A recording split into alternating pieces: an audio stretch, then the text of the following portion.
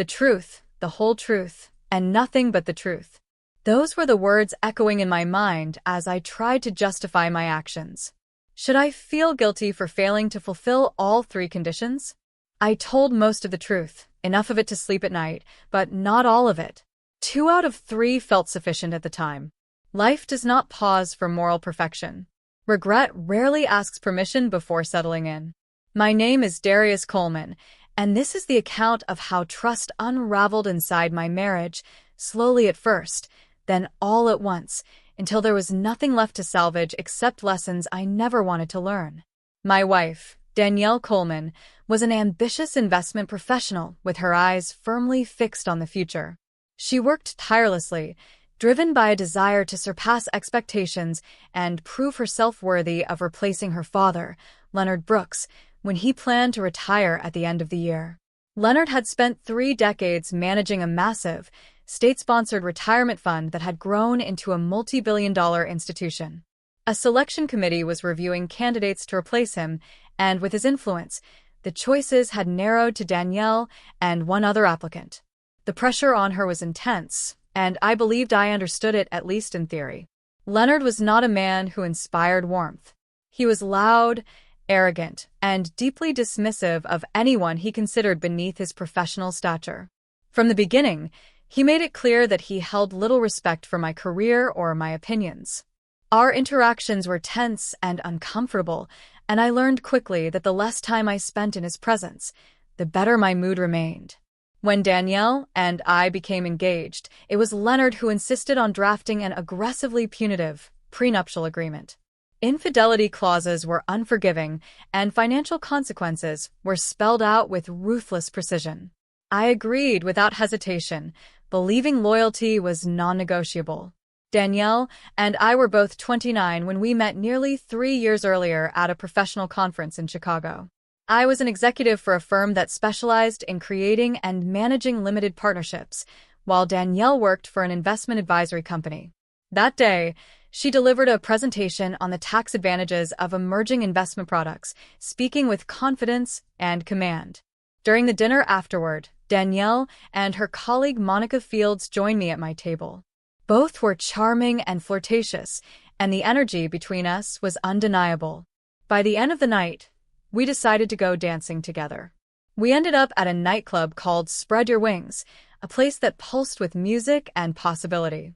On the dance floor, I enjoyed the attention of both women, but it did not take long for Danielle to make her intentions clear. She stayed close, guiding the rhythm, subtly asserting her claim without a word spoken. I did not resist. If I am honest, either of them could have made me happy that night, but Danielle was decisive, bold, and intoxicating. She led the courtship from that moment forward, setting a pace that left little room for hesitation or doubt. Less than 2 weeks after we met, our relationship became serious. One Friday evening, as I returned home from work, Danielle was already waiting at my apartment. She greeted me with a mischievous smile and suggested we skip dinner altogether and spend the night inside. That evening marked the beginning of an intense and deeply passionate connection. We were drawn to each other in ways that felt rare and profound. Beyond physical attraction, there was emotional intimacy and mutual admiration. I believed we were building something meaningful, something resilient enough to withstand the pressures that would inevitably come. Danielle was fiercely possessive in social settings, much like the night she first claimed me on the dance floor. Her profession required frequent attendance at networking events and weekly parties, and she insisted on having me by her side.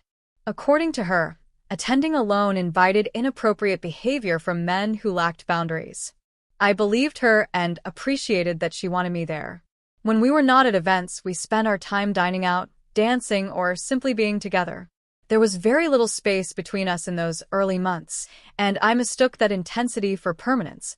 This was the first marriage for both of us. Leonard spared no expense on the wedding, hosting a lavish celebration befitting his status and his only child. During our first year, Danielle's income was commission-based and inconsistent, so my salary covered most of our expenses. We talked often about saving for a house and building a future together. About 6 months before everything ended, Danielle secured several major contracts, and her bonuses increased significantly.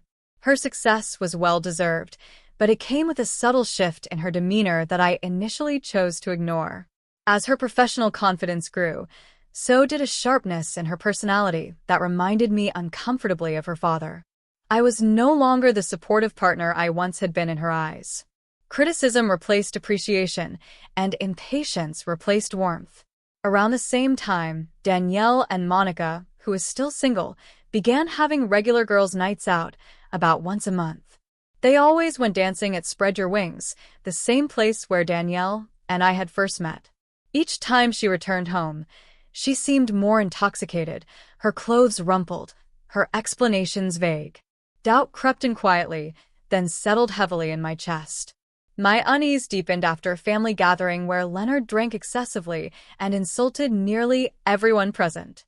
Unable to tolerate it any longer, I left early and found my own way home, leaving Danielle with the car.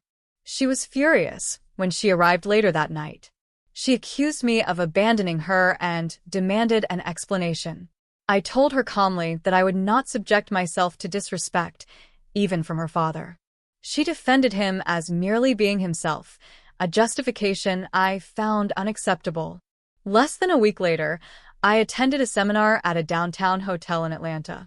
During a break, while checking messages near the elevators, I saw Leonard step inside one just before the doors closed. It may have meant nothing, but the sight lingered in my thoughts. The more I considered it, the more unsettled I became.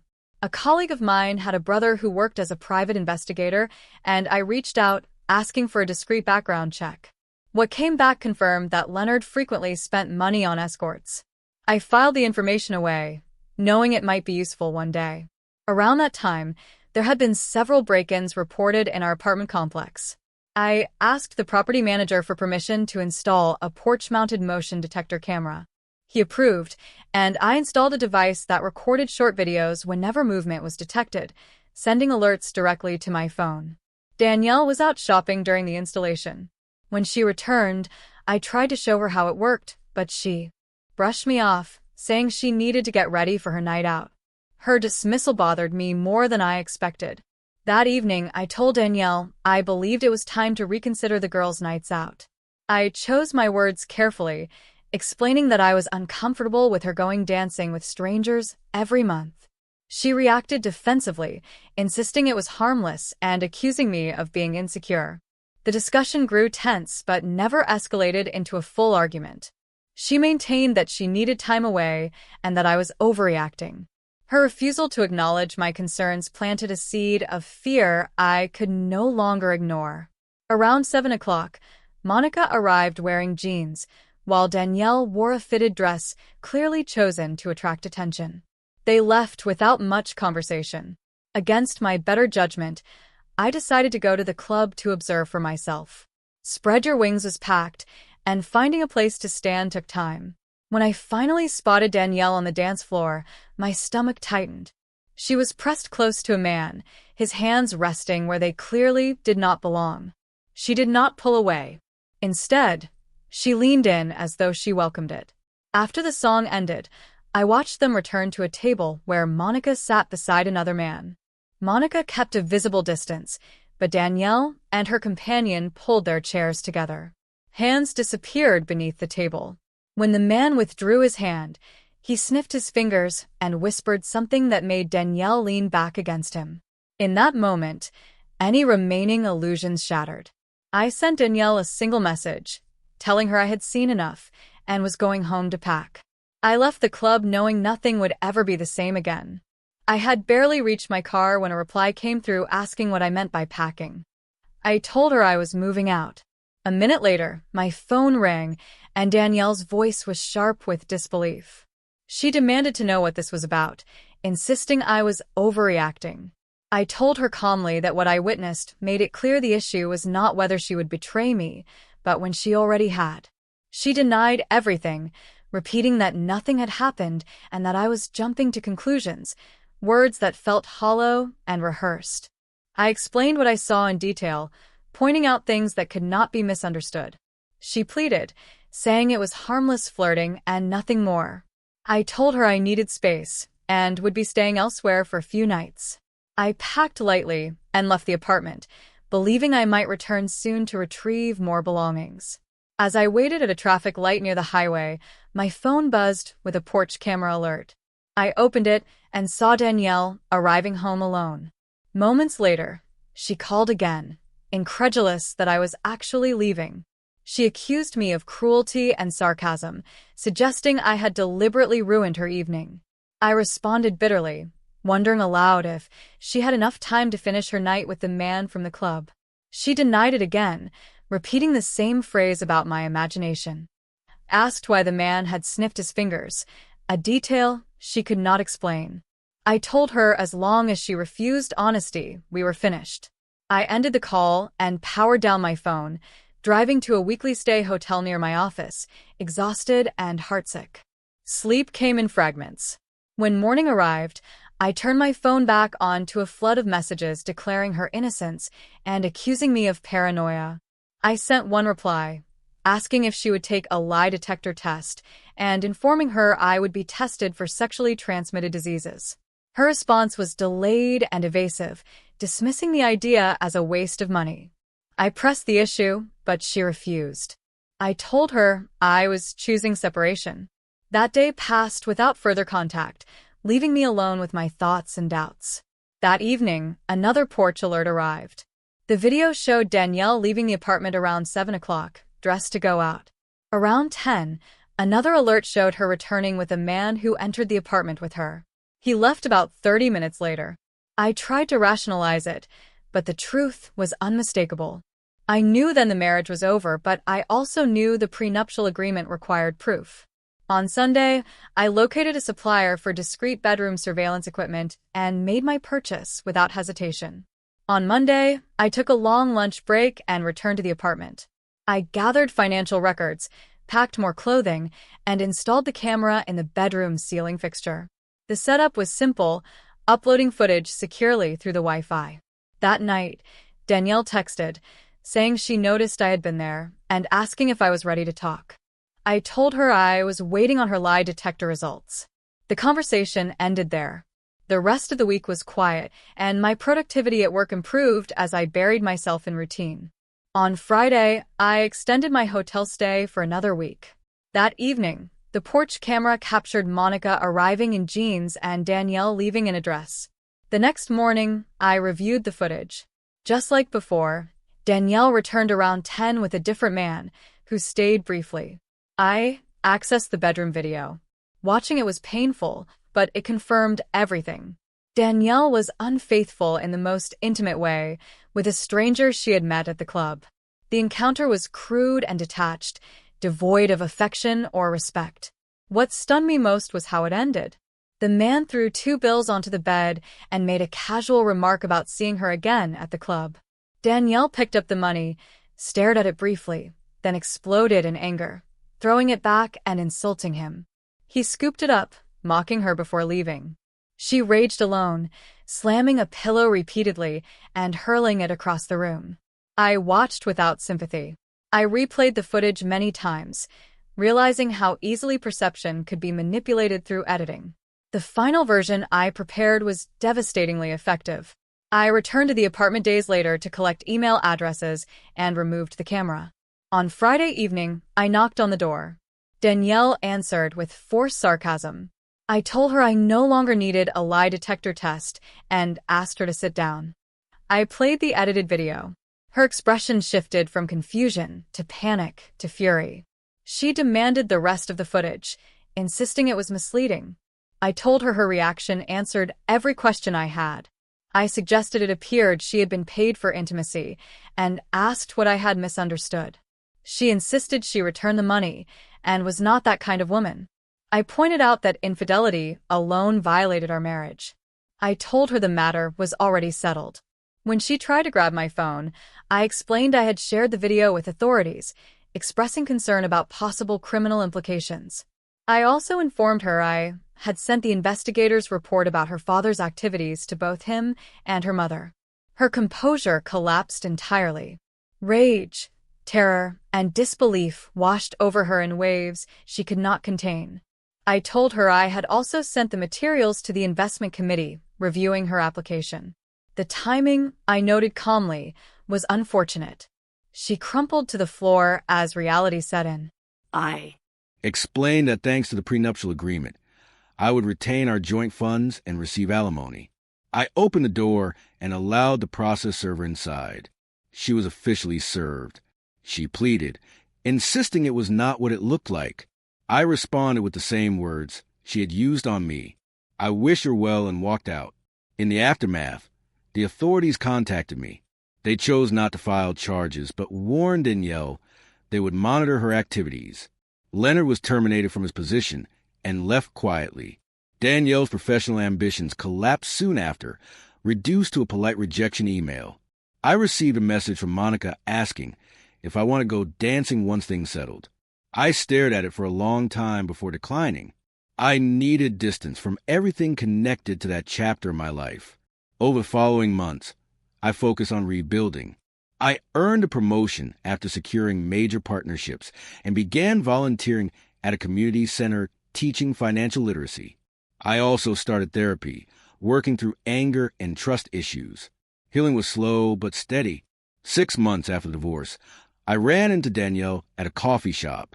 She looked exhausted and avoided my gaze. I felt nothing. That emptiness told me I was finally letting go. After the divorce was finalized, I received the settlement and alimony. A year later, I sold the apartment and bought a small house in a quiet suburb.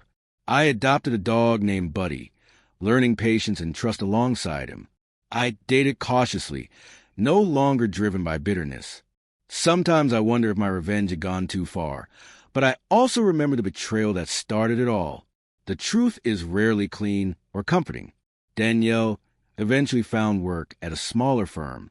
Leonard reconciled with his wife and retired quietly. As for me, I continue learning how to trust, one step at a time. The truth set me free, but it came at a cost. 2 out of 3 may not be bad, but maybe next time I will try harder for all 3. The truth, the whole truth, and nothing but the truth.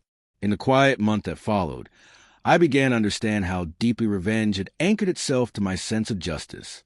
At first, I framed my actions as necessary, even righteous, but those explanations grew thinner over time. Therapy forced me to confront the uncomfortable truth that while Danielle's betrayal shattered our marriage, my response had been fueled by humiliation as much as principle. I had wanted her to feel the pain I felt, multiplied and undeniable, acknowledging that did not excuse her behavior, but it clarified my own motivations in ways that were difficult to accept. My therapist challenged me to separate accountability from cruelty.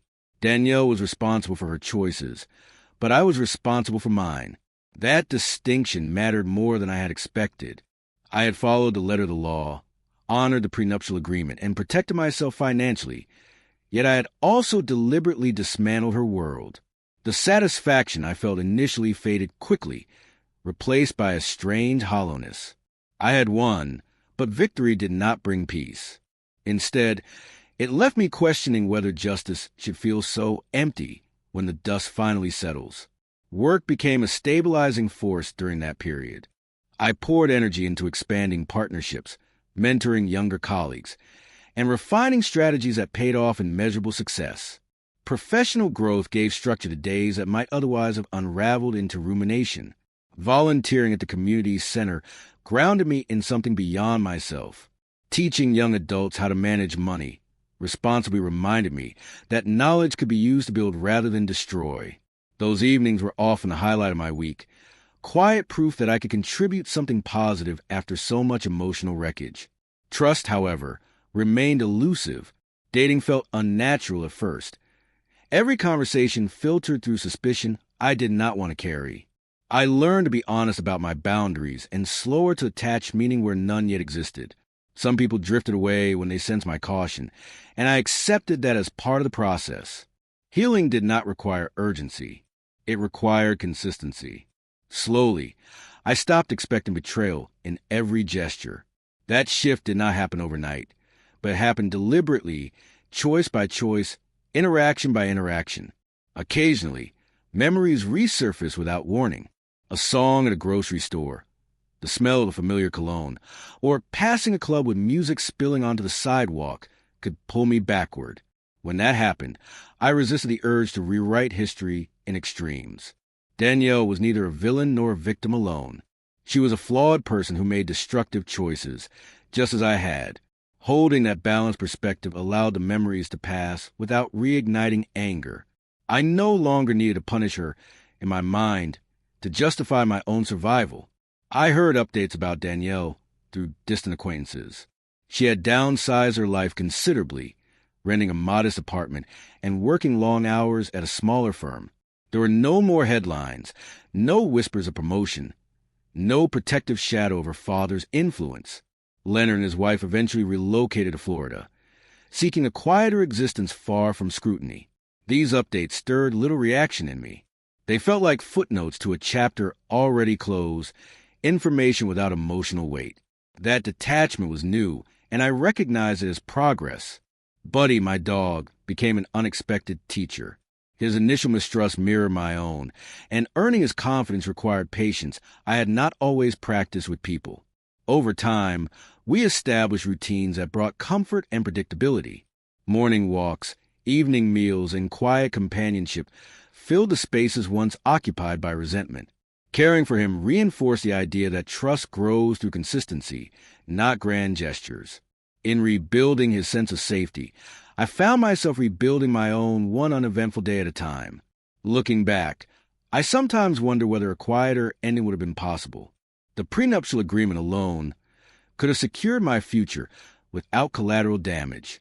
That alternative path exists only in hindsight, shaped by information I did not have at the time. I remind myself that choices are made in moments of pain, not clarity. While I do not celebrate the harm caused, I acknowledge that it propelled me out of a marriage that had already collapsed.